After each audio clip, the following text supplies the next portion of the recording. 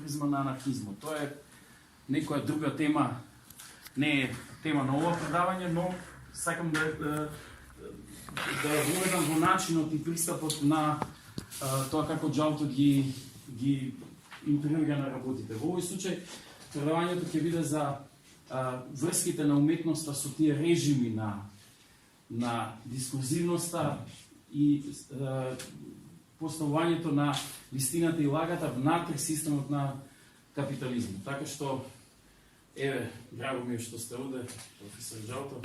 I hvala puno, hvala za uvod i hvala svima što ste tu. Ja ću pričati na engleskom, ne znam tačno zašto, verovatno. I'll switch to English so that Carlos can also understand. And the presentation was prepared in English, so I think that's just an easier way to do it, but I suppose we can also later on discuss both in Macedonian or Serbian or English, whatever is easier.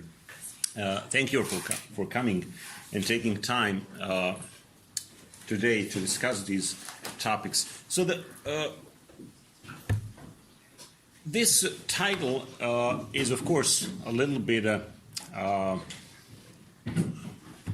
maybe extravagant, trying to capture some of the issues that I would like to focus on today, but it captures the essence of what I'm interested in when it comes to the issue of art and aesthetics and art theory over the course of modernity, and also it relates to all sorts of political and ideological issues that I think need to be considered together if we want to get a better grasp of the place and meaning of aesthetics and also all sorts of other phenomena, but in this case, in particular, art within contemporary society. So I'll start with this simple and naive question. What do we mean when we say art? And a good way, I think, to start thinking about this is a very nice movie from 2009. It's now a little bit old, but I think still is very relevant for the way in which contemporary system of art works. So if you haven't seen it, I strongly suggest you to it's first of all a good movie, but it also poses all sorts of questions that we are going to discuss today.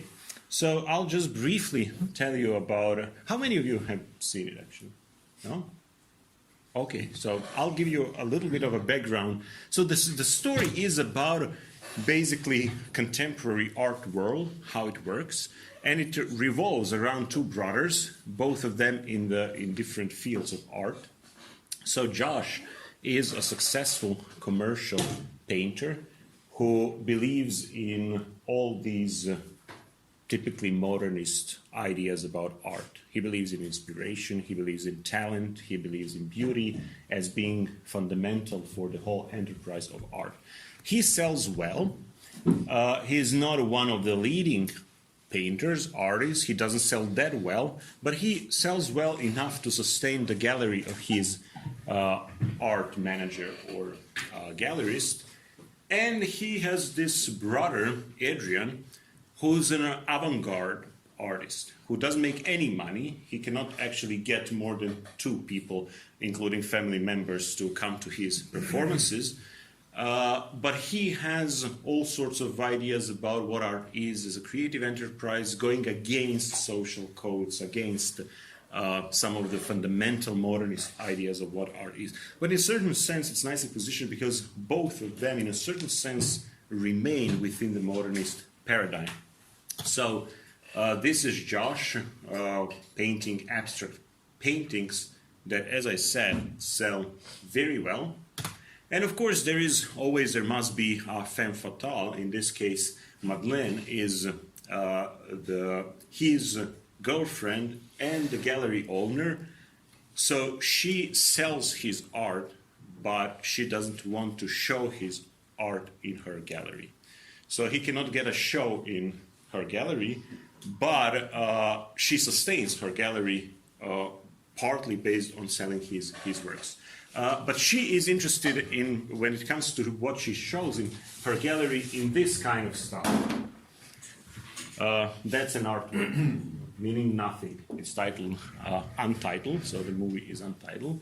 And she promotes all sorts of avant-garde activities, people like artists who have some deep visions, great visions about what art, creativity, and inspiration is, but it's not commercial, like you don't necessarily sell that. And she falls in love later on with Adrian, and when this is kind of revealed to Josh, he protests constantly against what art has become, what she shows. It has no aesthetics, no aesthetic value, no kind of beauty. He utters these words: when did beauty become so fucking ugly? And that is one of a comment on how many feel about the current state of affairs in the sphere of art. Many would object to a lot of contemporary and modern art based on the idea, what the heck is this? It has nothing to do with aesthetics, it has nothing to do with traditional aesthetic criteria, you cannot even call it beautiful in any meaningful sense, and yet we still consider it art. So Josh approaches it from this perspective. Traditional aesthetics, by traditional I don't mean representative art, but traditional concept of art in the sense that aesthetic categories are considered vital for the whole enterprise of art. Adrian, as I said, is into all sorts of avant-garde things, and during 2 dinners during the film, he actually has these kind of comments. When people ask, when his brother pushes him, why don't you try to rethink what you're doing so that you can get more people, that your art can sell, he asks, is the marketplace the measure of our culture? So that's the first explicit link with our topic, which is capitalism and the whole modern economic system in art. And then the second one, when during another dinner, when they kind of posh society of the East Coast get together and discuss art and harmony and how do we create all these criteria, he says also this: harmony was a capitalist plot to sell pianos. Again, linking the whole concept of aesthetics with actually the emergence of modern society. And you have, when you see the movie, you have a lot of, almost every second sentence is taken from some of the most influential modern paradigms about what art is, aesthetics, going back to the 18th century up to now. So what do we mean when we say art? Well, we learned over the course of the 20th century that anything, formally speaking, can be a work of art. So it can be whatever you can think of. But the fact remains that not everything is art. And the question there becomes that you can use as also to practice, to think about, to explore these concepts of what does it mean? So formally speaking, you don't need to follow any kind of aesthetic criteria, up to the point that something doesn't need even to exist physically to be considered a work of art. So on the one hand, we have unprecedented plurality when it comes to what can be included into the world of art, but not everything becomes art. So this is something that has been conceptualized during the 20th century. So first we can think of art along the lines of Josh's concepts of what art is, and that goes back to the 18th century aesthetics. Art understood as an activity that has primarily to do with aesthetics, and then it can include all sorts of these things and more. But we can also think of art as a system of art, or in the famous phrase of Arthur Dento, art world. So Arthur Dento coined this phrase a long time ago, and his thing was to say that once two objects, one artwork and another non-artwork, become visually indistinguishable. So let's think of this cup as just a stupid cup. And then the same, physically, aesthetically, the same cup as a work of art. Dento's point was this breaks. So this doesn't work any longer. You cannot actually use these categories to judge what art is, what art is not. But that doesn't mean art disappears. That just means that we need a new thinking about what art is. And he suggested this art world as a way to say, well, in order for you to see this cup in one context as a non-artwork and in another context as an artwork, you need a theory of art. Properties, aesthetic properties alone are not sufficient. You need a theory, or as he puts it, one entire world, art world, in which that object sits. So it's not that much about physical or aesthetic properties, it's about its meaning within a context. What Dento was not focused on at that time was this broader set of institutions that sustain the whole art business. And one of his followers would later on coin the so-called institutional theory of art, where actually art is understood primarily as a social institution or a set of social institutions. And he proposed an idea that when the artist creates a work of art, that's still not a work of art. That's an object. In order for that object to become a work of art, it needs to go through a whole set of social institutions until it finally becomes codified as a work of art through the gallery system, art fairs, art schools, art theory, museums, and stuff like that. And only actually, if you think about it, following his approach, one can understand how it's possible that one and the same thing can be art, considered art, physically speaking, materially speaking, and another, the same one, is not art. In other words, that's the way to understand why when you open nowadays any of those big fat books on art history that go back to cave art and then up to the contemporary, when you browse it, and I use that sometimes as a teaching tool, when I give to the students, when we start some of the courses on art theory, I give them a couple of those big books and say, okay, browse through them, take half an hour, and give me just one characteristic that all these works that are reproduced there share. Just one. I mean, if you can come up with two or more, great.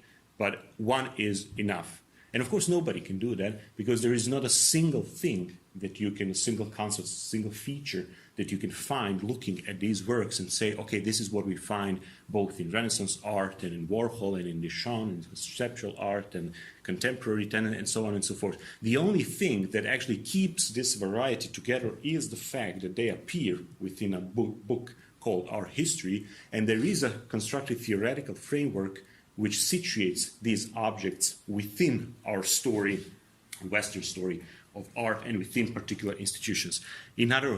Another way to put it would be, of course, it's art if it sits in the Museum of Modern Art in New York. Of course, it's art if it sits in, I don't know, Louvre, and so on and so forth. And along these lines, we can also think of art as primarily a market, as a set of institutions that actually sell and buy and preserve and invest in art. So art as a commodity, which is something that was recognized decades ago within the very artistic practice, and then later came to be conceptualized. In other words, you can think of conceptualism as a movement as precisely a way to try to create a space which would not be commercial, which would not be subjected to the laws of the market, where artworks won't be primarily commercial objects, but to preserve some kind of maybe romanticized idea of art, and we know how that story ended. So one work that illustrates these points and takes us deeper into discussion about contemporary concept of art and its place within those social institutions is this Maurizio Catalan's sculpture that was installed in a museum, Guggenheim Museum, in 2016. And it is one of, I would claim, the most important works of art that has been created in a long period of time. Are you familiar with the object, so that I don't know, should I spend more time on describing it, or yeah, no, yeah. Oh, okay, so it's basically just a toilet, a fully functional toilet installed in a, or rather was installed in one of the restrooms in the museum on the 3rd floor, I think, of the Guggenheim Museum, and you could use it as a visitor. So a regular toilet, except that it's made of solid gold, 18-karat gold. That's the major difference, and it's named America, and it's meant to be artwork, which is also functioning as a toilet.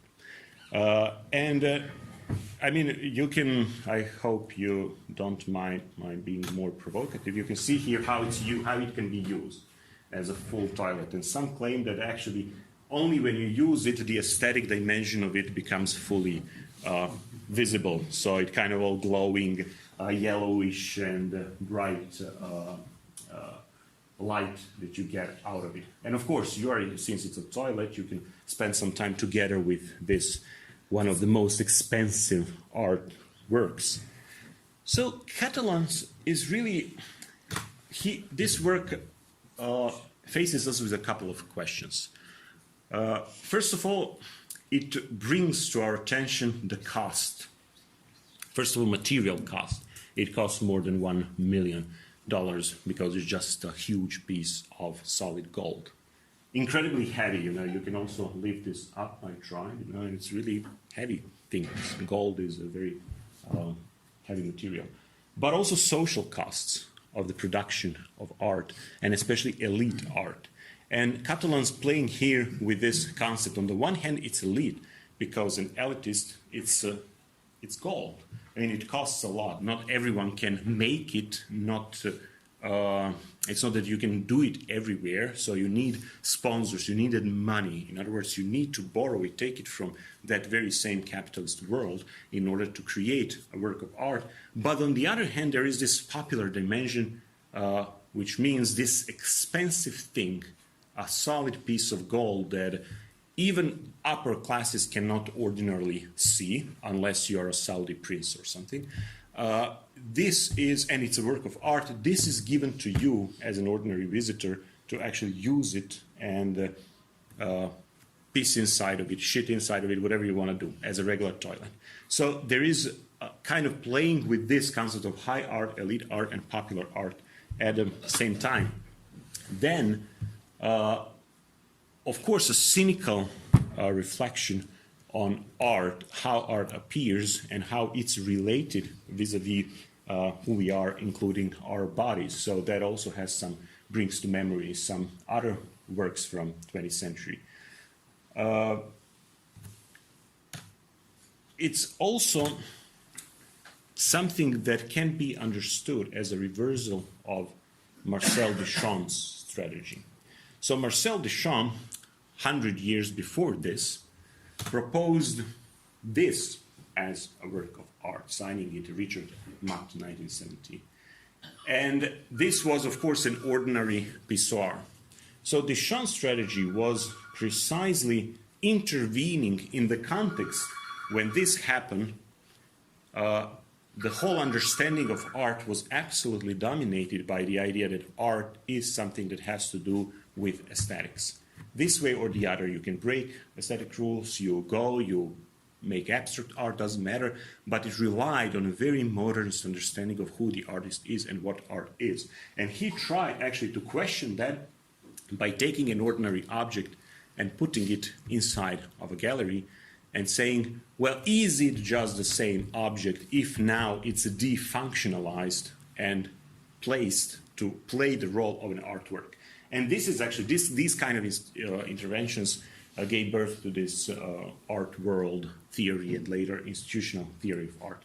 Catalan's work in a certain sense reverses this. So he actually creates a work of art and brings it back to its proper place, which is a restroom, but a restroom within a museum. So both are playing with the concept of what it means for a work of art to exist, how it exists within certain social institutions that create artworks, give them this, imbue them with the spirit of art, and of course, how is that related, addresses things like popular art, common citizens versus expensive things, and elite art.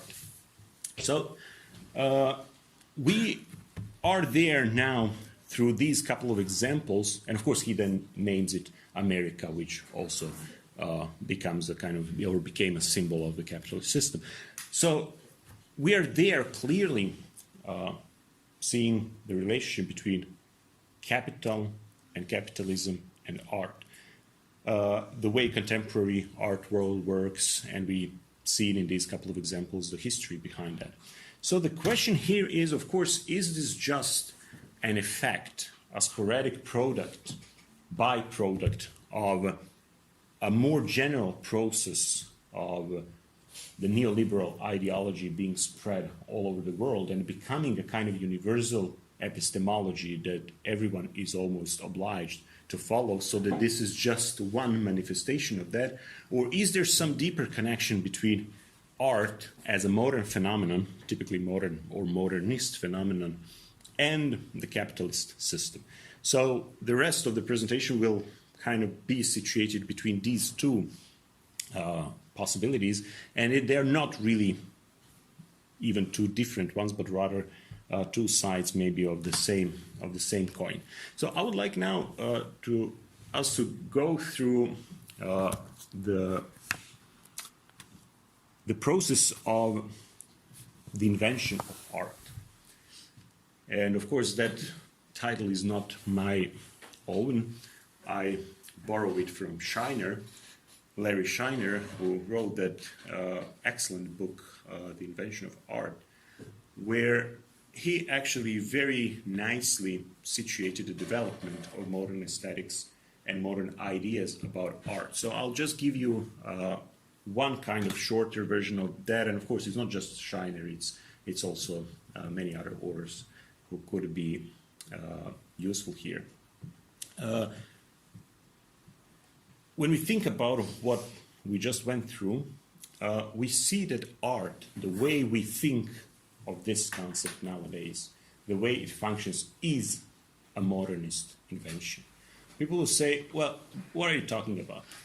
There are artworks in the Middle Ages, and there are artworks in the Antiquity, and there are, strictly speaking from this perspective, no. There are paintings, there are sculptures, but they did not perform the same role, not even similar to the one these objects started to perform in the modern period. In other words, those objects, just as Duchamp was doing, we literally in the modern period, just as Duchamp took a urinal and made art out of it with the help of the art world or the institutions that are behind that, we did the same with ancient objects. We used some sculptures from Egypt that were something else, objects, and we moved them into the context, newly created context called art or fine art, in order to appreciate them and use them for all sorts of other purposes. And what it means is, there are a couple of things here. I'm not trying here to present the full picture, just like some of the most important elements to this complex story about the formation of modern art. First of all, it is the idea that modernity has to do with these concepts. among other things. But you can think of these concepts as being typically for the modernist enterprise. Wherever you look, you find the idea of autonomy, for example, disciplinary divisions as a very important one. And of course, Kant is the big one who finally codified that as a typically modern project. But you find it even before Kant. The claim, for example, that each subject should obey to its own rules and shouldn't interfere with other disciplines on the basis of, let's say, that they don't just address the same thing or cannot address the same thing in principle.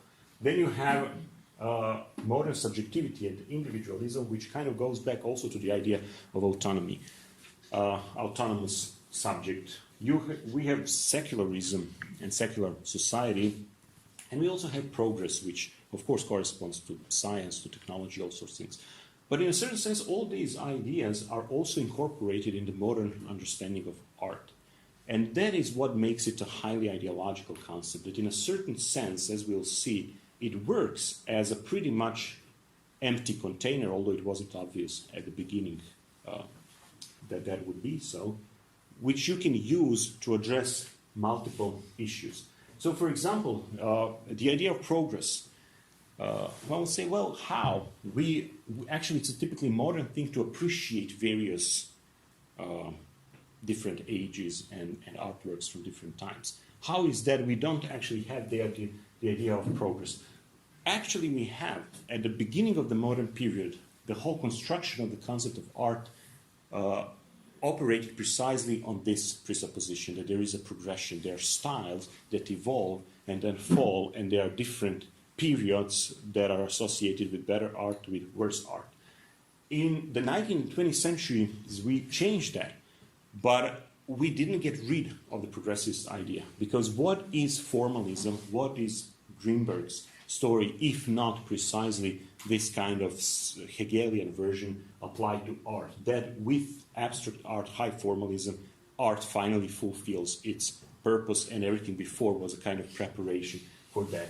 It, of course, plays also a secular role. In many ways, art fills a space that was left empty with the withdrawal of the religious or the spiritual. So that many of those typically religious ideas, meditation, spirituality, worshipping of artworks in a similar way in which we worship relics and stuff like that, modern museum as a substitute for the church or temple and so on, are also there. And of course, the ideas that subject, individual, has some kind of unique content that needs to be expressed through that. And of course, autonomy, that art is a separate sphere, that it doesn't share anything fundamentally with other spheres. And that is coincided with the birth of aesthetics, because aesthetics was only capable to give this codification of art, so that art would become something that has its own agenda, but it's divorced from many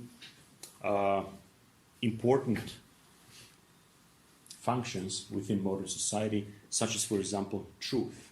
I'll get back to that. Truth claims. We don't expect from art to tell us truth.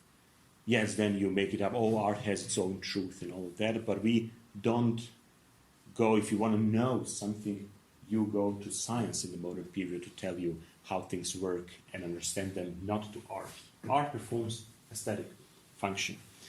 And it's also something that performs from already the 17th, but especially 18th century ideological or political role. And not only in this sense that it can illustrate political narratives. That's what painters and sculptors have been doing for a very long time. But in the sense that this very function of the aesthetic has to do with the social and political context, that modern society started to need something like aesthetics and art to establish itself as modern society. It also, and that's this ideological part, art and aesthetic field was granted autonomy, but within the or under the patronage of modern reason. And when you read Baumgarten, it's literally there. He calls aesthetics a lower science. Like it deals with all these things that are not at the level of reason. It's not logic, but it's a younger sister of logic that deals with the sensory world. And sensory world is in a strange way separated from clear ideas, clear reason. It's separated from truth. It's given autonomous place because it's feelings, emotions, and all of that. It's important, but it is codified under the sway of reason. Reason is the one who gives certain categories and puts different things into their place. And that means that the realm of the aesthetic and the realm of art is not really something that deals with ontology, ontological things. You don't expect to be real or tell you the truth in the sense in which you expected at that time from philosophy or from science. How this autonomous aesthetic can work as political? Well, first of all, there is this interesting context of the formation of the first real museum, modern museum of art, fine arts, and that's the Louvre. Yes, a little bit before that, there is the in Rome a gallery, but it's a little bit different story. So the first fully autonomously established museum to take care of art as art was the Louvre. And when you think about it, how it was formed and why, the idea was to protect, to collect and protect national heritage for the sake of beauty. Why? Because in the post-revolutionary France, people would just destroy images associated with the old regime, images of the emperors, church leaders, all of that, because those artworks were directly the exponents of that ideology. Instead of getting rid of them, the aesthetic argument was used in order to say, no, don't destroy it. We will kind of neutralize it, ideologically wash those pieces of cloth or stone or whatever else, those objects, and we will newly conceptualize them so that they become just aesthetic objects that are worth of admiring, not because of what they represent, all those aristocrats or something, but because of their beauty. But that beauty was, and that's the ideological trick, that beauty is represented to you as something neutral, that just objectively, in a certain way, it's there. You should enjoy it because it's beautiful, it's good art, in other words. But actually that neutrality of the aesthetic precisely was used to establish post-revolutionary France, among other things. I'm not claiming that that was solely art, but art was used to establish new nation, to establish new social classes, to establish new society that would share something. And that's how the aesthetic becomes an important part in cultivating citizens, up to the point that aestheticized behavior becomes required, so that we should obey certain ways, and museums and opera houses and all these things should play this role of teaching citizens, supposedly just neutrally the aesthetic feeling, developing that, but that becomes linked with moral behavior, and it also brings happiness, which becomes a civil duty and which culminates then in the neoliberal age. And it also performs another ideological role, and that is to legitimize the new social class or new social classes. It worked in different ways in various countries. One story was in Germany, which wasn't unified, and aesthetics actually played a role in establishing one unified nation state. Another story was in Great Britain, and France I just tried to illustrate. But one way to think about it is that the very concept of art, what we use in English nowadays is fine art, or beaux-arts in French, or what is in Macedonian? that has to do with this idea that those arts are not any longer all these other arts that perform some pragmatic function that you use for healing purposes or something. That was all art. But now this art is supposedly neutral, and it's fine or elegant or polite. These words were used also, and in the meantime, we don't use them, but they were used in English before to characterize what we now call just fine arts. And as Shiner puts it really nicely, those polite or elegant arts were for polite or elegant classes. So in other words, there was also a class dimension to that. Citizens should be educated, but should be educated in a way which reflects the taste and concepts and idealized vision of the upper classes.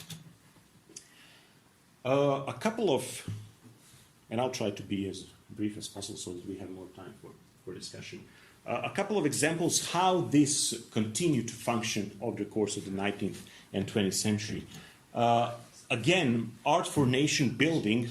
During the 19th century, you have proliferation across Europe of museums, national museums, and other national institutions. And when you think about why is National Museum there, well, it's again the museum. Thanks for coming. The museum is there to actually aestheticize us, to teach us about just aesthetic behavior, but in actual practice, it constitutes a nation. It shows what the nation has and the heritage that all those fictional traditions that you needed in the 19th century to establish modern nations. And art and aesthetics was part of that. Then you have an interesting case, and it could be, of course, not just one lecture, but one entire semester to explore it properly, the curious case of abstract art.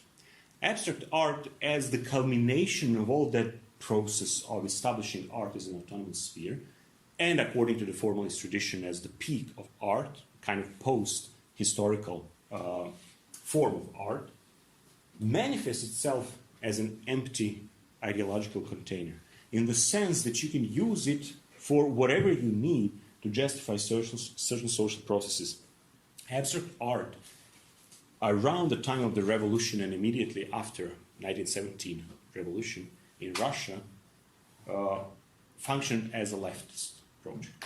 Avant-garde art was something that was perceived as something that includes social classes that were with no privileges, something that can transform the society, something that is very much along the lines of the whole leftist or Marxist perspective of progress, technological innovations, and democracy. It had a democratic potential, all that technology and slash art that corresponds with that. So it was, again, used just as art, as an autonomous art, but performing all these social roles. So that would be like on, let's call it, on the left or far left side. Then you have moderate left. What is moderate left? Well, once Stalin came and once abstract art became no in the Soviet Union, you have, of course, turned to this socialist realism, and it becomes very problematical to use abstract art, even with this leftist heritage that it had.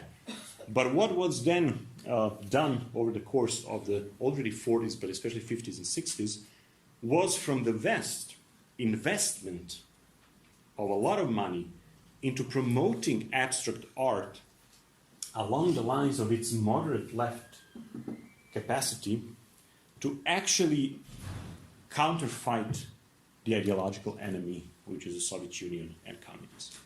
But that then effectively turned also into the right, among some right-wing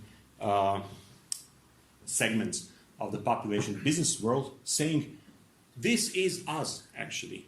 This is what we fight for, and these ideas are embedded, the values of the West, closely connected with big businesses. This is what we fight for, and of course, official name of that was freedom and democracy and all of that, against the authoritarian, retrograde, and oppressive Soviet Union. So you can use it pretty much the way you like, creating appropriate theoretical frameworks. And then we can also see nowadays in the so-called post-ideological times, post-1989 period, that art becomes also something that exploits this heritage of being just a purely aesthetic phenomenon. In other words, when you go to these galleries, art fairs, all of that, you will very often get various stories. Somebody addresses this issue. Somebody is concerned with ecological problems. Somebody is concerned with gender issues, with equality issues, and all of that. So in a certain sense, you can say, well, it's not everything as such is included within one ideological framework. But the question could be turned upside down and say, are you outside of a certain ideological framework when you're in a supermarket only because you have 3 types of toothpaste to buy? So even 5, even 10, even 20. But you still need the supermarket, you still need a big chain or multinational corporations to provide you with a context in which you are presented with a certain choice. So in other words, the whole thing about art functions primarily significant art, important art, art that you read about, art that a lot of money is put into. Functions around this idea of investment. Let's treat art as just a way of investment, and many banks do that exactly for profit-making purposes. So the crash of 2008 was the one segment that was least affected by that was art market. And that's why it increased even more the value of art, because they saw it's safe to invest here. When you buy art, actually those prices don't go down even when the rest of the economy goes down. And a lot of banks started investing, and then you have the whole complex market where you invest into younger artists who are cheap now, but that will, their prices will skyrocket in 20 years and all of that. But more than that, you are actually buying an ideology. You are swallowing together with individual pieces the idea that this system, which is run by the capitalist logic and market logic, is the way to operate, is the way to think about art, is the way to evaluate it, is the way to think about it, because there is enough money to promote certain tendencies. And this is also captured, to go back to the movie, in the movie. So this is the galleries, and this is a young businessman who's total newcomer to the world of art. He has no idea what art is. He doesn't know anything about history of art. He doesn't know anything about culture. But he has money. He is rich. And he wants to buy stuff, and he buys it constantly. And that's a way to buy social prestige. That's a way to buy your place into certain elitist circles. And he wants to buy what she shows. He's the only one in the movie who actually wants to buy those alternative artistic strategies. He would just like to, collect everything. He has the money, but she instructs him. She tells him this, you cannot just walk into a gallery and write a check and then like you do in a supermarket. It's not about that. We cultivate relationships between our buyers and our artists. And she says it's not just about writing a check, but one writes the history of Western civilization. In other words, by buying those artworks, you are buying into the narrative about the place of art as a typically modernist phenomenon, and the whole set of social and ideological mechanisms that go together with that. Finally, before we start our discussion, we can also ask the question, given this situation, given these dynamics and given this history, can actually art, in any meaningful sense nowadays, be subversive? Can it be used to actually counterfight some of those dominant ideologies or political and ideological mechanisms? Some propose, like here, from the famous hyperallergic website, that actually certain types of artworks would be desirable. That actually having something like Felix Gonzalez as opposed to Marina Abramovic, or Ringhold as opposed to Jeff Koons, would be a way to shift the attention, would be a way to actually use forms of art, whatever that might be, either it's a performance or an installation or something, to actually bring to attention or point to those issues that should be on our agenda high up, instead of thinking along the lines of art objects. It's something that we see in a neutral context, we reflect upon, we enjoy, and we sell and buy at spectacular prices.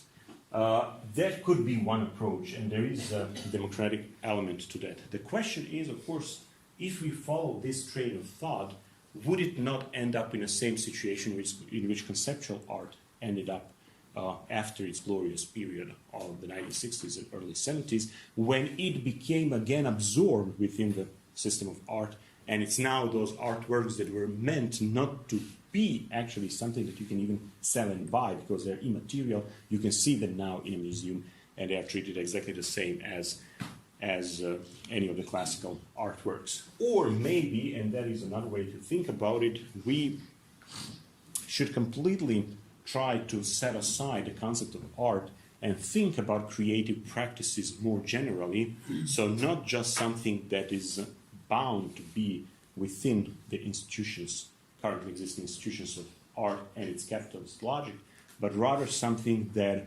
is a much more open field, that encourages people to activate their creative potentials and means of doing things and thinking about things across different media, across different social classes, across different institutions, and maybe that could change the games of the rule and be a way to kind of escape a little bit, or at least deconstruct art as an ideology, and nowadays also as an ideology that works for the big businesses. But we can discuss it now, so I would not bother you more. I don't think, actually, I think that's the last one. Yeah. So, yeah? Because we said that abstract art is a kind of way to battle the ideologies, would it be safe to say that the anomaly of abstract art is one weapon that it uses to battle the capitalistic nature of, well, it's not nature, but the capitalist, I'll say nature because I can't find any better words, of art today, because it goes against everything that we say worths. Can you repeat it again? I missed the first part. Okay. And its anomaly, or well, the fighting against the normal, acceptable characteristics of art, is that a weapon of the abstract art to fight the normal? You mean nowadays, or at the time when abstract when it started? But that's precisely the problem. So one thing that, and that's a more general issue. Very often you have various things that start as an emancipation project. So abstract art, at a time when it started, you could claim, well, it was conquering new areas, new realms of freedom, and in that sense it was progressive and it was something that was innovative and good. The problem is that, first of all, it very easily becomes something established and something that is used by various power agents. And if you're not careful enough, and the question is if we can ever actually be careful enough, you can very easily end up in supporting certain power structures by trying to subvert them in the first place. And that is what happened with abstract art. So it's not that when abstract art appeared that anybody actually wanted it to be the promoter of capitalism, let's say, or the promoter of a certain ideological model. Up to a point, the idea was precisely, let's just focus on just the aesthetic dimension in order to avoid being ideological. But the problem was that that very aesthetic dimension was never neutral and was never ideological less. The aesthetic dimension was contextualized from the very beginning of the modern project as an ideology. So the question is then, what is that we do if we try to just find spaces of freedom within one dominant paradigm?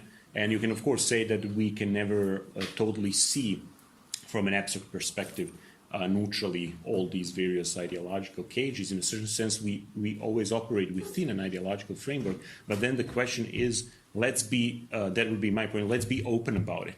So let's not pretend that we are playing a neutral game, objectively depicting something or just playing within one isolated field which has no social or ideological consequences whatsoever, because that's, first of all, an abstraction. It cannot be done.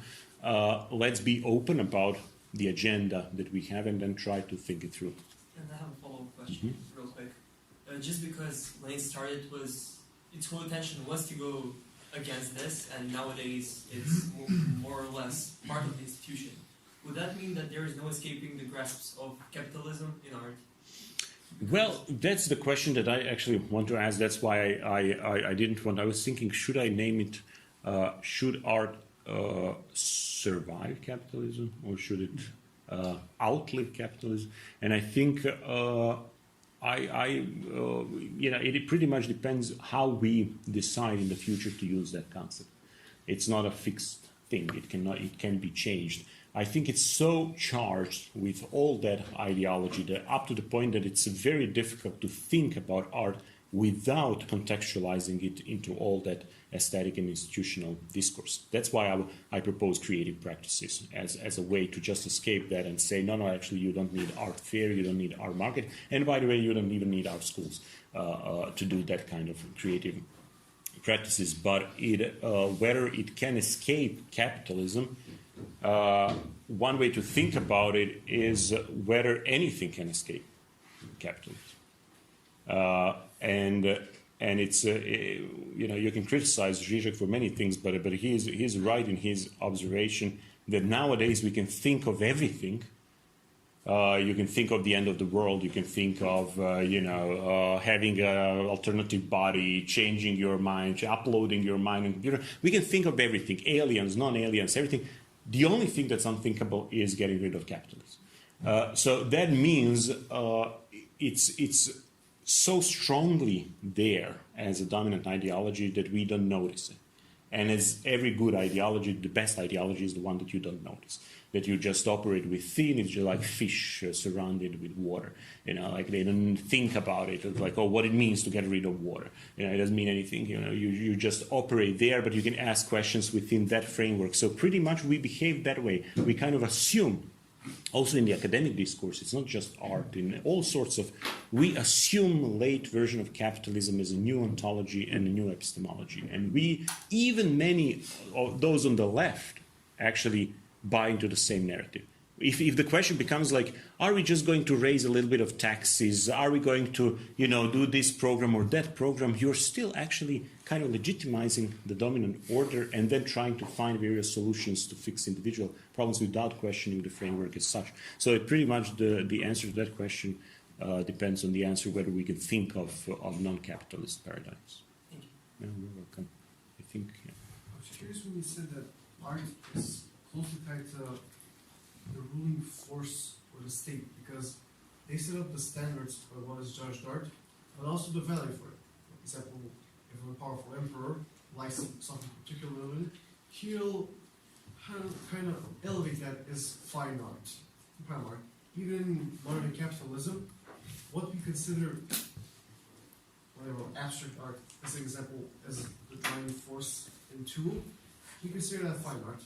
But what will become of art in the sense of in a post-state system, like an anarchistic state? It's a oxymoron to say state anarchy, but still, I'm going to say it. Where we won't really be able to have the capability to deem what is good. Like, what becomes of art then when you don't even have the standards? Thanks for that. The thing there, what's the major, my problem with major anarchist thinkers, and I consider myself anarchist, is that for most of the time the focus of the attention, and that was completely understandable given the context of the 19th century, 18th and 19th centuries, was on the state and how we get rid of the state. And then most of the anarchists, even nowadays, it's about state and criticizing the state and all of that and trying to dismantle the state.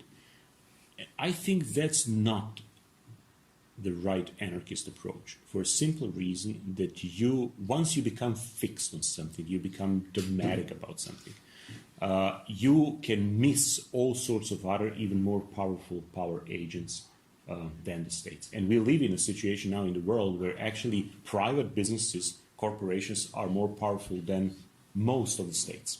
So if you want to dismantle state, fine, good luck with that. First of all, that's not an easy thing to do. But then you can actually end up in a complete slavery that would be very similar to ancient slavery with no rights, which up to a point happens also within the state framework.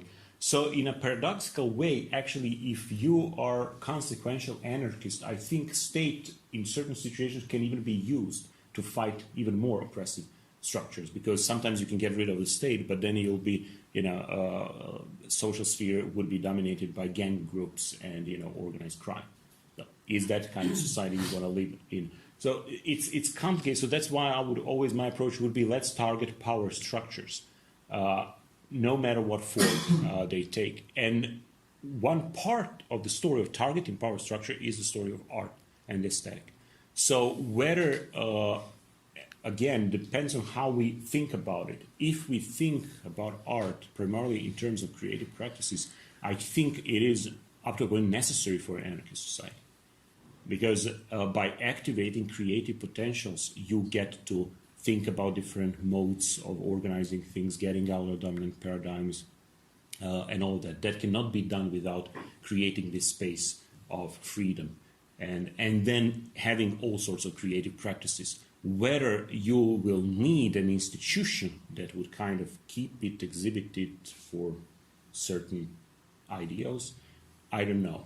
And I don't think there are universal answers to that.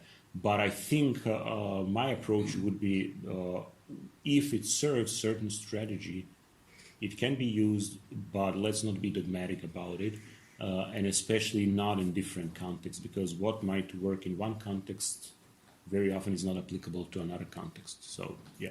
I have another question concerning the character, not art itself. Because in modern day you have so much access to art in general because of the internet, there's become a new character of people I found online, especially this develop, which have a will to involve their lives in art, but not enough of a will to understand art and to do it. And usually find these characters mask their complexions and perversions with art. An example I'll take from an exhibition, I don't know if you can call it, a couple of years back. A feminist artist in Sweden, I believe it was, basically went in the public square, got naked, and shoved eggs of color instead of vagina and dropped down on a canvas. And that was called art. But the problem is that she was trying to critique oppression. But you're already living in Sweden, one of the most free and liberal countries. In the end, you just end up a pervert because you didn't change anything. And that's my problem with the modern artsy character I call them. They don't understand art, they just want to do it, and then they end up malicious and pernicious to art instead of actually advancing and helping it. I think you're right there in the diagnosis. I can tell you another story that I was at a conference in New York, and some friends from Great Britain and some Americans were also there, and then we met in front of the hotel, and they told me, "Are you coming with us to the protests?" What protests? And it turned out that there was a Russian conductor that was supposed to perform a concert in I don't know, Carnegie Hall or something. And there were protests against this Russian conductor because at some point of time he said something in favor of Putin or praised Putin or something like that. And I just couldn't even understand. And I told this friend, I applaud to people who protest against the regime of this country in Washington or New York. It's all too easy, and I don't think what's the point of protesting against Russian conductor and Putin in New York. It's just like, yeah, let's organize protests against a local governor in, I don't know, South Korea somewhere. It just doesn't. First of all, you're not changing anything. You are just taking these high moral grounds, pretending to be an activist who contributes to a real change, but you're not contributing to a real change. And plus, you don't invest that energy into addressing oppressiveness and real issues where you are. So, like to this friend of mine, we are friends, but we really don't understand. He's an intellectual, very actually established. There, I say, don't you have anything to protest against in the UK? You go to New York, protest against Putin. Fine, I applaud people who protest against Putin in Moscow or St. Petersburg. That's something to be supported, and not protesting fix something that you can fix. So the same would go for this. In a certain sense, Sweden is a reasonably free and organized country, but with a lot of problems, and many problems will become, I think, even more and more visible.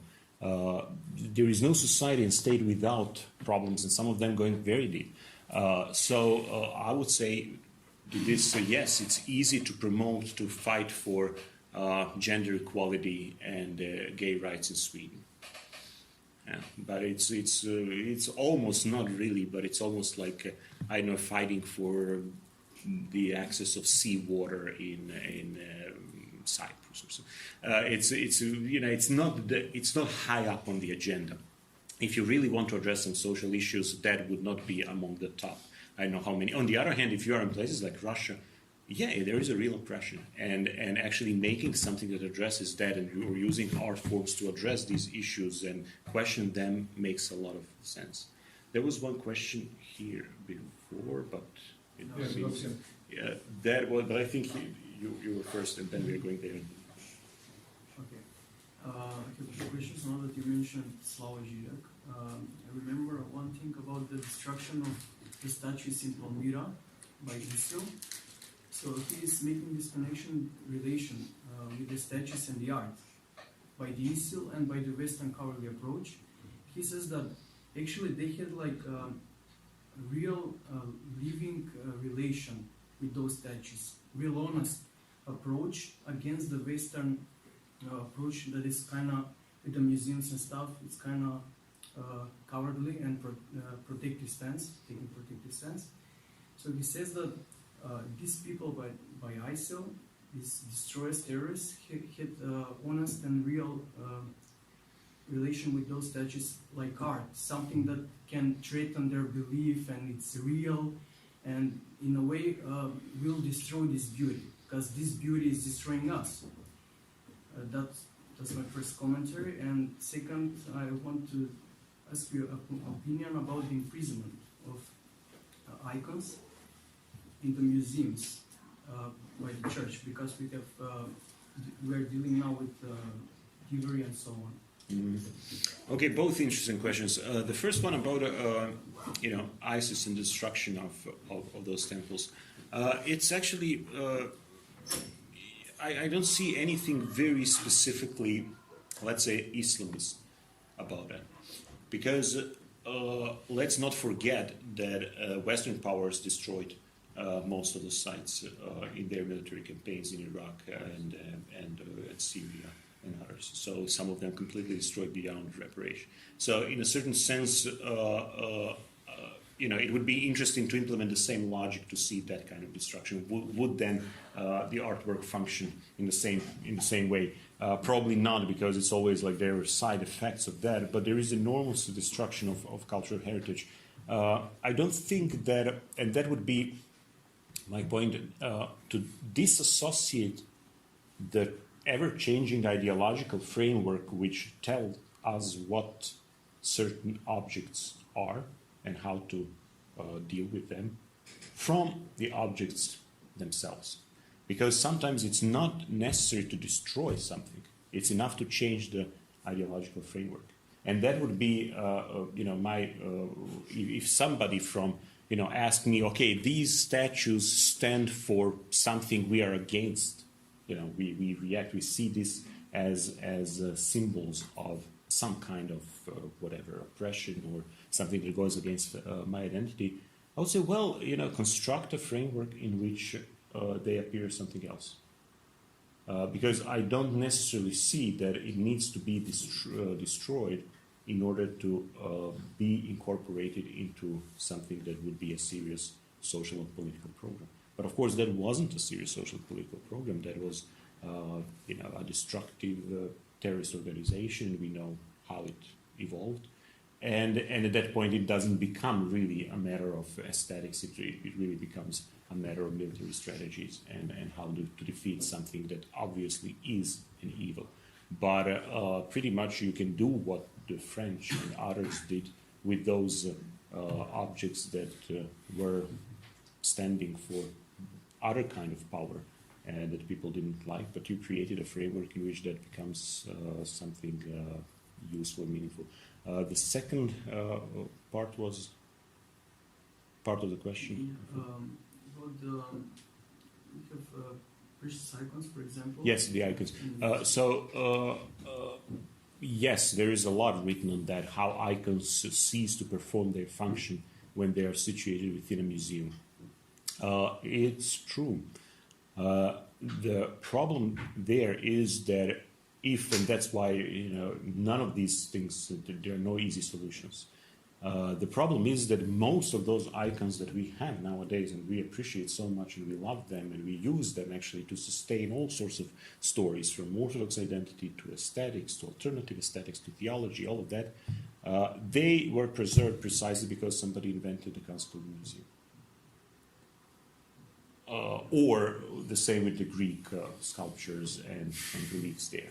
So that is important to keep in mind. So there are easy solutions. The general, and that's a typically modern thing. So nowadays, when we care so much about preservation of certain iconostases or certain icons or certain architecture, even within strictly speaking ecclesiastical context, we actually act as moderns. Because in Middle Ages, they would, an icon gets dirty, you repaint it or you burn it or put something new.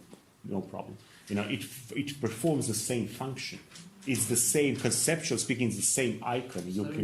It's an idol, starting to become an idol. It becomes, yes, it substitutes this kind of the other way of relating to objects, and then there is the aura created around it. So again, what is the right approach to that? Well, nowadays you don't necessarily make that choice, because you can actually create churches and church environments that would be protected enough, and you will have them and all of that. So it's ever-changing context, but I think it would be too simplistic then to say just let's take all the icons and return them into the church environment, especially with the knowledge of how all Orthodox churches function. I would be first to react against that. There was a question over there, not any longer. Yeah. Is it my turn? Yeah, I think so. There was there. Okay. So I almost completely agree with everything that you said. So That's dangerous. No, it's sad actually. It is. You presented us with sort of an Zeno's paradox. You create something which is called art, supposed to be autonomous, and in the end it turns out that it's not, it's commodified. And I can think of a number of, and I was thinking about a number of examples which may contradict that, but at the end, as I contemplated about them, I found out that actually all of them can be commodified in a certain sense, and I was trying to oppose this notion that Bernard Tschumi, the famous architect and theorist of contemporary architecture, once said that he views architecture more as an event than as a creation of an object. So you create an environment where events happen. But also, when you think about it, all those events that would happen can be archived, can be filmed, and can be commodified at the end. So my only escape from this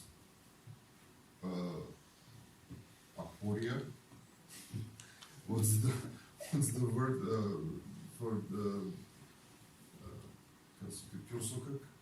one-way street, dead end. Dead end. One, my only possible escape from this dead end, the commodification of art into neoliberal capitalism, is to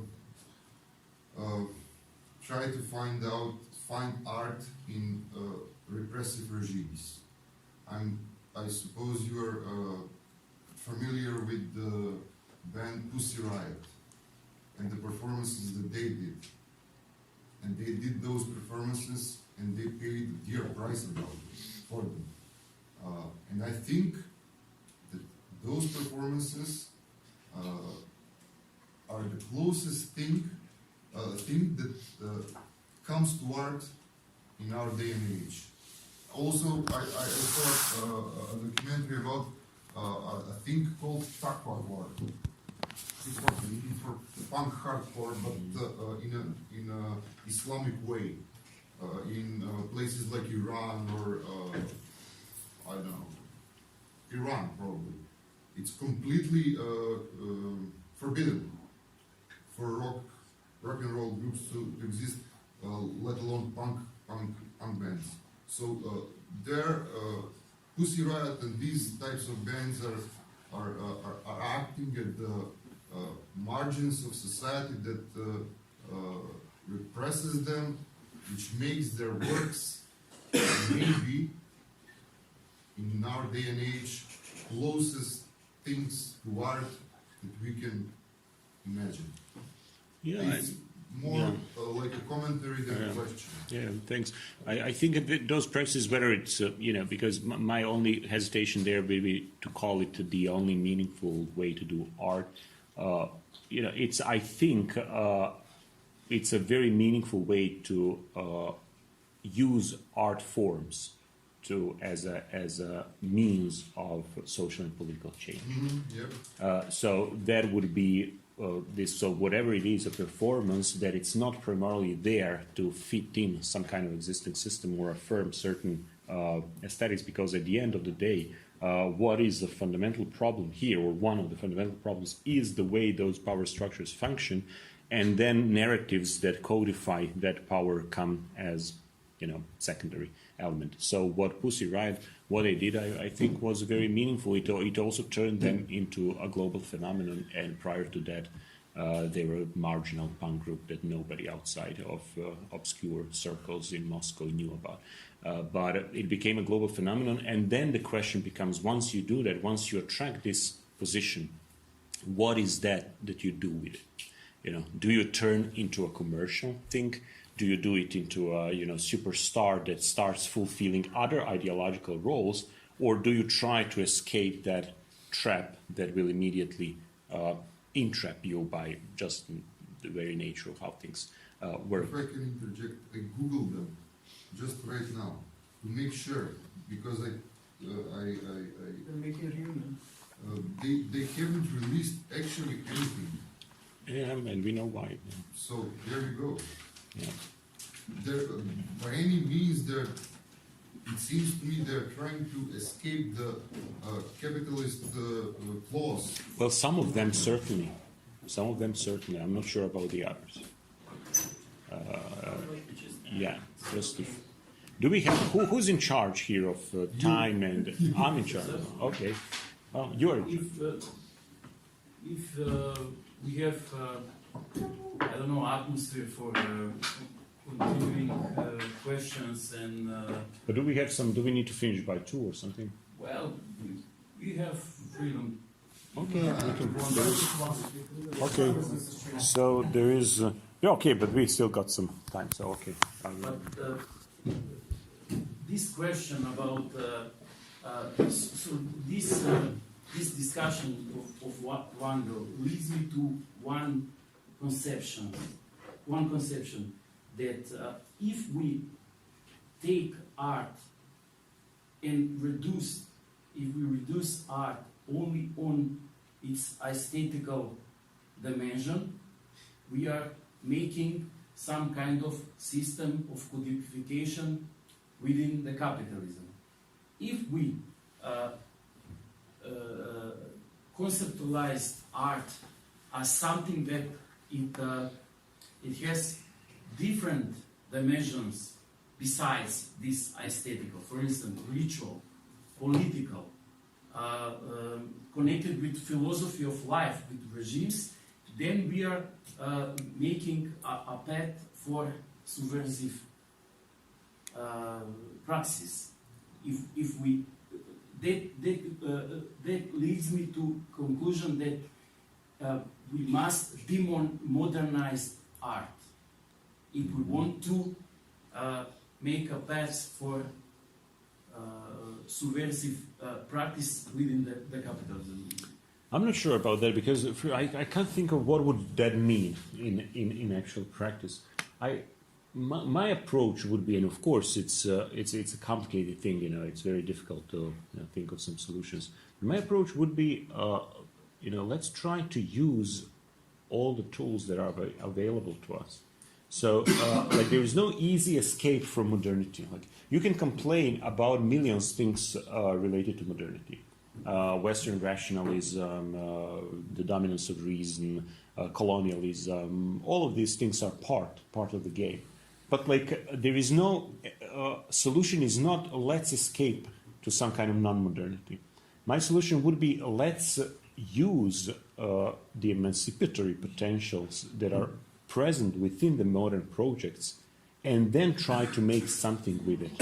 So if certain aesthetics can be used to act subversively within the system, fine.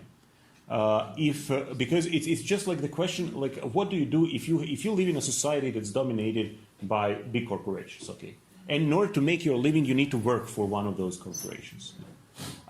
Is it an ethical? Some would say ethical Puritans. Oh no, if you work for them, you buy into debt. You're supporting the dominant system. It's hopeless. The only way is to be outside. Maybe in some contexts. But in some contexts, if you're outside, you'll just starve and you won't change anything and you'll die. So for me, if there is no easy escape, would be to work. You need to work there. But work subversively within the system. Use the mechanisms that are available to actually try to dismantle those oppressive structures and then arrive at some point at the stage where there is more freedom. So I would say the same with all these complicated institutions and art. For example, art school can be used either to propagate the narratives, meaningless narratives about what is static and what is art, or it can be used to actually critically examine that and try to think of other practices, how to intervene. So the choice is among the people what you do. A simple escape, I don't believe that's possible. First of all, we use certain categories to think about. We happen to be in a certain social, historical context that's determined by many different forces. And by learning and acting and all of that, we can try to work something, make something out of that. But a simple retreat or a simple escape, that's where I'm very suspicious of, because that means very solid ground. Escape, because the modernization, I think that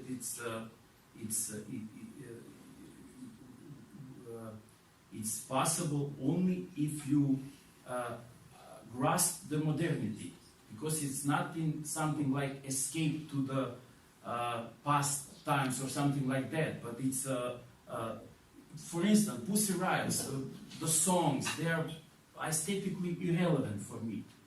The significance of Pussy Riot is not artistic, it's politically relevant. They escape from the capitalism just because they completely ignore the aesthetical value of their art. the value in commercial world is there. It's political relevance. It's not aesthetical relevance. They But- do not. They didn't make any. I don't know. For me, it's not creative music. It's completely, absolutely copy of mannerism and something like that. There is nothing aesthetically relevant in their music, but its significance is in political and non-aesthetical values that was a part inherent to art from the past times. For instance, ritual. For instance, in folk music, it's on one level it's free from capitalism because people are gathering in villages and they play music because they are free. But in the same time, that music has some kind of part of the life without the system of capitalism. But what do you mean by demodernization? Like, what is that to be? To include the dimensions in art that are not aesthetical. But in a certain sense, that was the point here. From the very beginning, it has never, in a certain sense, been just aesthetical. That's the point. So, like, the very aesthetical was political. And is political, and in the meantime, everything that's also non-aesthetical in a traditional sense is also included into the system. But So, now, you said that when the modern art was invented, it was invented as some kind of ideology that art has only aesthetical dimension, just to be able to put all kind of ideology to art. yeah, Because something like that. for instance, the art that represent ritual, political connections with the kings, that art has something connected with the not aesthetical dimensions. That's why you said that this French Revolution, they make everything redundant, and they kept only aesthetical. Because the aesthetical is a path to create ideology based only on aesthetical. No, the aesthetic argument was used to make possible the inclusion of all sorts of things into the project. Because if you kept the all dimension of art, you cannot be able to put ideology. There was nothing to be kept because there was no art. So there were rituals, but they became art only with this modern invention of the categories that turned them into art. So but let's take another example. It seems to me that like it's a sample. For example, can we demodernize modern reason? What would that project look like? And you have postmodernism, alternative. some kind of demodernization. There is, but the question is there. Are you? Is it demodernization? Sounds to me as a way to kind of let's deconstruct that. Let's tear something down or apart. But it would mean that we can assume some kind of out of modernity position in order to do that. And I just don't see what would that mean, because in addition to be everything that's associated with authoritarianism of the modern age and the rule of reason and repression, all of that, modernity also means emancipation and liberation. So instead of modernizing things, I would say let's remodernize or modernize anew. Let's think outside of those dominant paradigms by being aware that there were many constructive strategies there that got us all sorts of wonderful things like, we have medications, we don't need to die. Now we have lifespan that is almost doubled compared to what was there 500 years ago. We got all sorts of, that's modernity. Modernity is also our chance that we can gather together here and talk about these issues without having local bishop or imam or a local aristocrat to get us all killed if we say something that they don't like. That's also modernity, in addition to imperialism, in addition to everything else. So that's my question, is instead of trying to annul or get out of the whole project, I think would be, let's just be more critical and more careful than the moderns were when they were proposing certain things. Because I don't believe that Voltaire or anybody of those guys actually wanted to establish a system, inaugurate a system which would be oppressive. No, they were trying to think along the lines of what would be emancipatory, and claiming reason as opposed to blind faith meant emancipation at that time, meant don't follow what stupid bishop or pope tells you, think for yourself, try to find argument, all of that. You know, what's wrong with that? What is wrong with that is if you establish that as an absolute criterion that has only metaphysical and epistemic relevance, and you rule out everything else as something not being in principle associated with truth, and then you absolutize cognitive capacities, and then you end up in a completely messed up epistemology, which is positivism of the 19th century.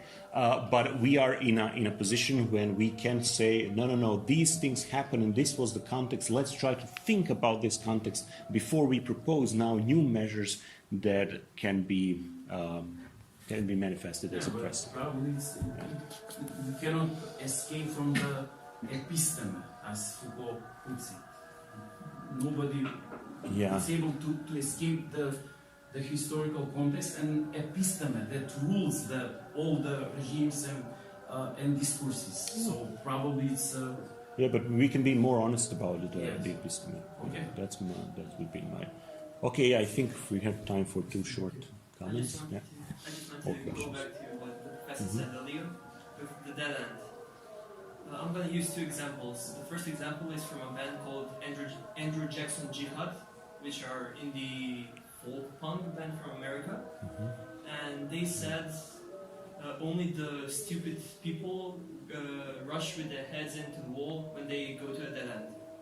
And when they said that, they meant as in when they started making music, actually, they were going against everything Bush stood for, and they were highly criticized for that.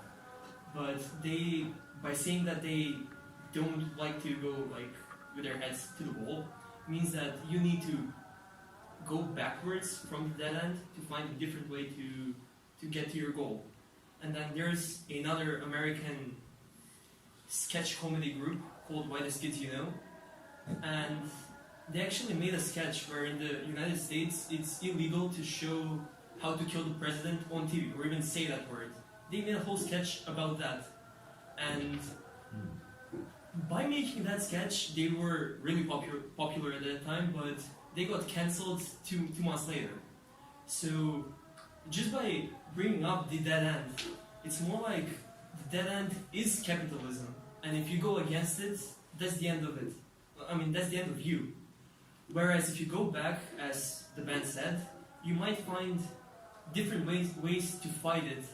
So wouldn't it be better to actually escape or retreat rather than try to change it from inside, when in the end it's not going to end well, because that's what history told us and that's what history shows? I'm not sure what history doesn't show anything. History shows what you want it to show. So it's just a question, like a famous discussion between let's say social Darwinists and some, whatever you want to call them, humanists.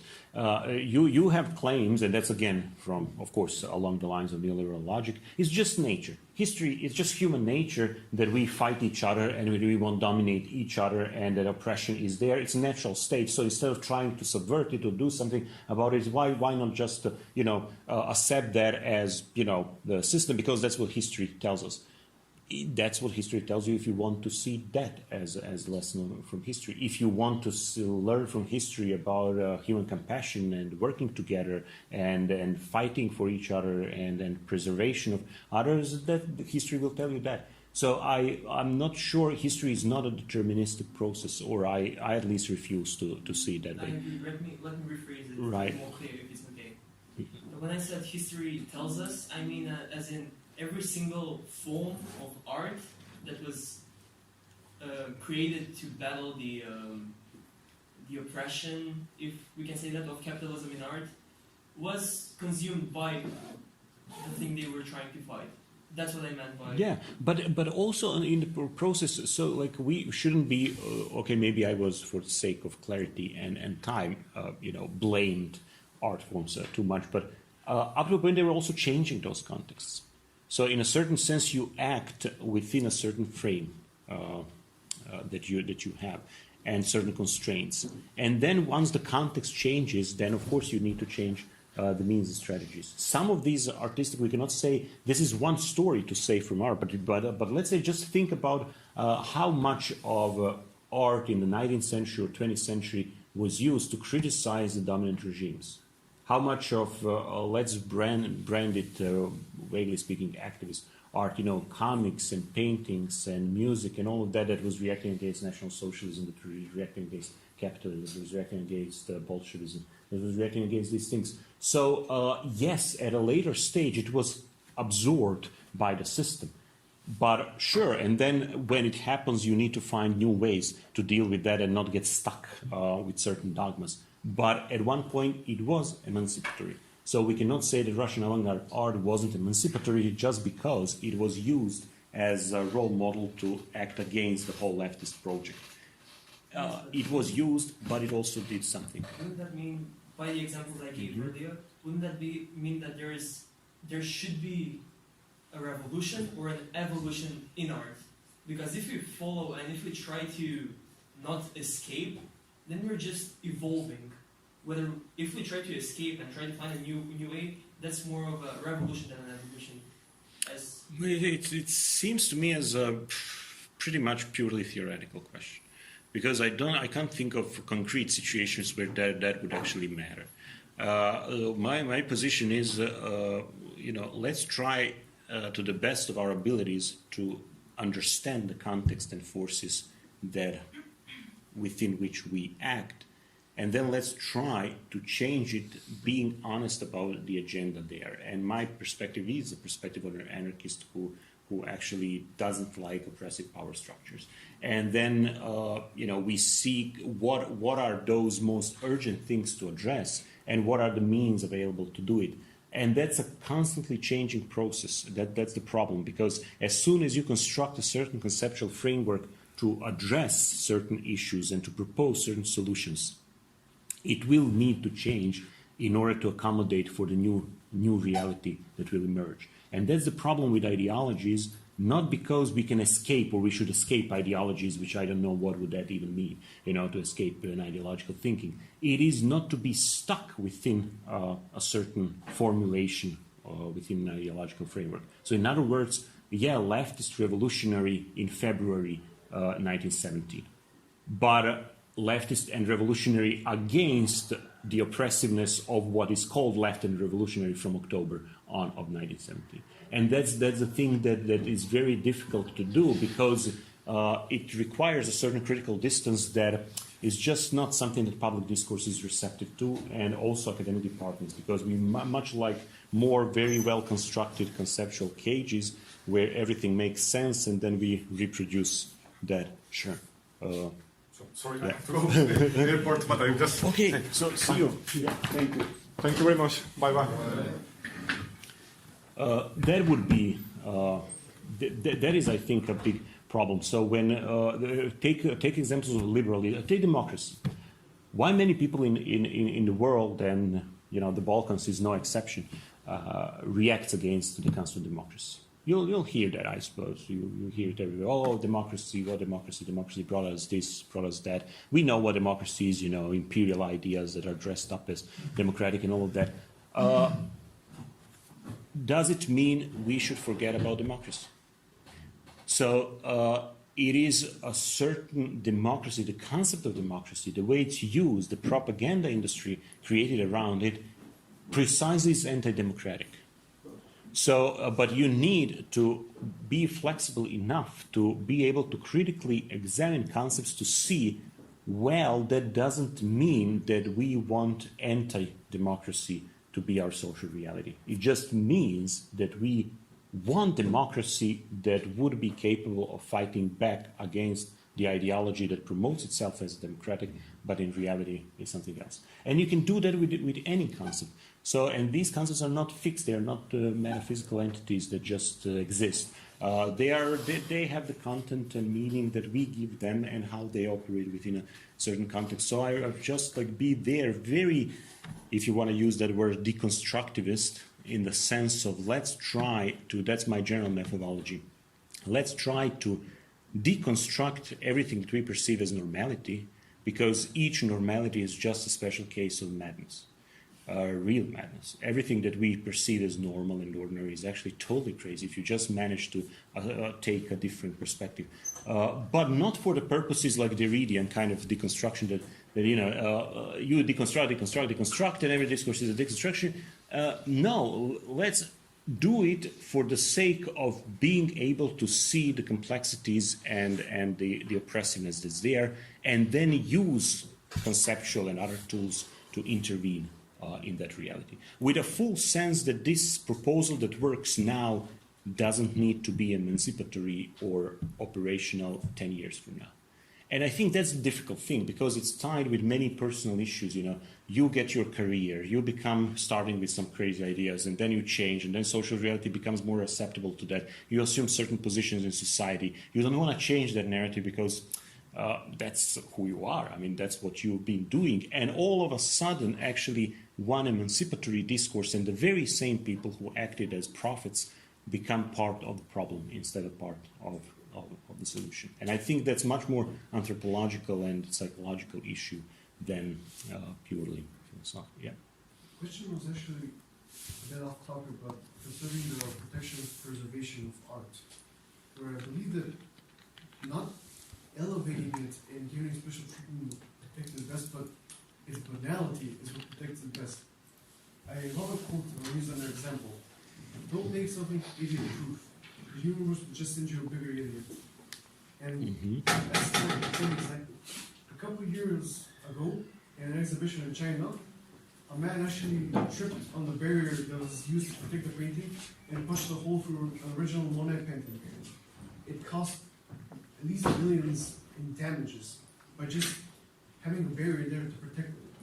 Another example is the lack of ancient works of art we have, specifically Greek sculptures. I mean, what we have remaining of those art is actually the Roman copies in marble, because Greeks preferred to use bronze as a material to make the sculptures, which eventually gets melted down into use as tools and weapons. And we just, because we elevated something and made it of precious materials, so focused on protecting it, we, in a sense, caused it more harm because we left it to be interacted by everything. It's a point that's a bit hard to convey because you can't make everything idiot-proof. It's just impossible. No, I mean it's yeah, that's besides the point. Yeah, sure.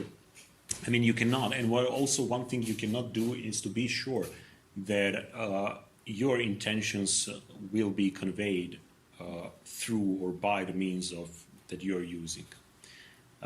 So it's a very long and complicated way from your intention and the way we do, you do, I do, anybody does. How that starts functioning within the social practice, and then the effects that will have, and all sorts of means of communication, including language, are terribly inefficient. So it's a very complicated thing. So we have complicated, it's not easy to clarify for ourselves what is that we want and need. So, and that's the big problem with enlightenment, this presupposition that there is a kind of transparency between our mind and language and social reality. There is no transparency. So there is no transparency. We are not transparent to ourselves. We are not transparent to other people. The society is not transparent and all of that. So, but that doesn't mean that we shouldn't be responsible when it comes to predictable consequences of our actions. Because some things, for example, that you can say in academic surrounding because of the context and because of the audience and all of that, if you are responsible, you will not say on TV, in a TV show. simply because the message will be formatted differently. The broader audience might get some other ideas. Can you completely control that process? No. And very often it turns out to be something else, and that's called culture, I suppose. A continuous way of misinterpretations and new interpretations and all of that. So yeah, we are stuck with that, but that doesn't mean, first of all, that we should stop doing something, because that would be just giving up to the dominant sources of power. We should try to learn as much as we can, develop our creative potentials, and try to be responsible as much as we can. Will you succeed every time? No. Will you fail? Yes. But maybe on the way, with the full awareness that you may fail, you will also be able to do something good. And as somebody said that when it was, I forgot who that was, the celebration of 1968 in Belgrade at the movements. So one of the participants back then said, yeah, we failed, and we know that we failed, and we failed again during the 1990s, and we know we'll fail again, but the message is, you try, fail better. That's the message. And it's not about winning, it's about failing better. It's about you fail maybe, but maybe on the way, because it's a very complicated thing. You never know how certain things will resonate, and something unintended can actually have very good consequences and then change the social context. So, is it idiot proof? No, but nothing is. Something peculiar is happening in the left, the whole range of left, from the socialist communists to the anarchists, so forth. After the fall of the 1968, the left has been retreated into art and social theory as a kind of drug. So we are still, today there is also another event talking about art, how art can critique of capitalism and so forth. But if you want to bring down something, you have to focus on its structures. And the structure of capitalism is not artistic or aesthetic. So art is completely irrelevant for the fight against capitalism. If you want to fight it, organize a party, organize a trade union, revolutionary. And if you see the history of avant-garde art, those artists or social theorists were mainly organizers and activists. They were secondary artists and so forth. So it is Marx was firstly organizer, and then he was writer. So I think that the left has been retreated. Capital is something that is absolutely eternal, and now it's completely retreated, and it's a kind of drug. Mm-hmm. Yeah, not art, but also social theory. Yeah, I agree. Because, but the problem for me is that I don't see much left in what's called left. Because most of the time what's called left or liberal, I just think is mainstream neoliberal or capitalist. I really don't see what is in many of those. I mean, if you go to the East Coast, for example, in the States, and that's another important thing, that all of these discussions actually, they mean different things in different parts of the world. It's very difficult, and that's what you become aware when you really go and learn about certain contexts, and you really see how much the way we think of certain ideas is shaped by the place where we live and where we do things. And I for a very long time, you know it abstractly, but when you see it actually, that for example in the United States, it's a very kind of stylized ideological arena in the mainstream. It means they call it left and they call it right. I just call, for me, it's just like two factions within one and the same party or one and the same worldview. But then you see why it's there, and it wouldn't suffice to tell them, many of those intellectuals on the East Coast, not everyone, of course, but like the mainstream left, people who supported Hillary Clinton as a great solution, for example, or people who are completely, whose worldview is shaped by reading New York Times or Boston Globe or something like that. It won't suffice to tell them you're stupid, you don't see this. I think many of them are stupid and they don't see it. But like that's not the point. The point is that in order to change that, in order to change the way social processes are conceptualized, you actually need to change how those societies work. Because there are very real behind all of these concepts that in a theoretical discourse we can easily play with, there is a social reality, social structures behind them. And those structures are, slow, and their change is not apparent, and it's a long process. So that's why I think strategies need to be appropriate to the context. That we need to be clear, like, what is that? If it's an academic discourse, I don't think it's meaningless to address these things in an academic discourse. I think actually it's very important. And it's important there to kind of clarify these points and think critically and all of that. But of course, the problem with many on the left and the critical theory is that they got stuck there, not really changing even that context and becoming virtually untranslatable to anything else, any other social sphere. And at that point, you become that becomes a problem. So instead of actually opening a space for critical discussion, you are kind of quietly supporting the dominant order of power. A different strategy needs to be implemented if you want to, I don't know, organize a strike or organize a political party. And I agree with your initial observation and that then use art as propaganda, as it was used. For example, the avant-garde, yes. Art was propaganda for the party. Yeah, I agree the that revolutionary party. all of this, rests within those structures. So yes, I mean, just addressing the problem of art, it won't solve things, but it doesn't mean that art cannot be, or artistic practices or intervention within the art sphere, that it cannot be used to change something. Because modern society is, and that's for better or worse, is a very complicated thing. And it's not unified, and it's not just one process. It's millions of different institutions and interests with their own agendas. But that's a matter of strategy. Is it, for me, the question would be, okay, what is that we want to do? What is that we can do? And also individuals are different. So I don't believe that we should now all just do one thing. If you're a journalist, try to be critical and try to open up space for freedom and put these issues on the agenda within that framework. If you are something else, you try there and you get together. But the problem is deep, the problem is real. And of course, we focused here on the issue of art as ideological thing and all of that, but you could focus on just the economic system and try to do something there. But very carefully, because that is also the previous discussion, very often the alternatives that are presented to us, or that many people claim are real alternatives, are actually, I think, false alternatives. Just like, okay, let's now switch to digital money and all of that as a way to escape from capitalist economy. It doesn't work that easily. Okay, let's conclude the discussion. Thank you.